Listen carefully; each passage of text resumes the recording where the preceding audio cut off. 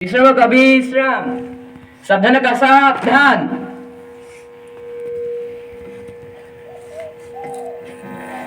নমস্কাৰ।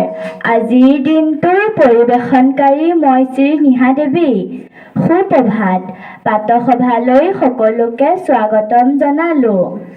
আজি অসমীয়া লেখেৰে মাঘ মাহৰ 6 তাৰিখ আৰু ইংৰাজী লেখেৰে জানুৱাৰী মাহৰ 21 তাৰিখ।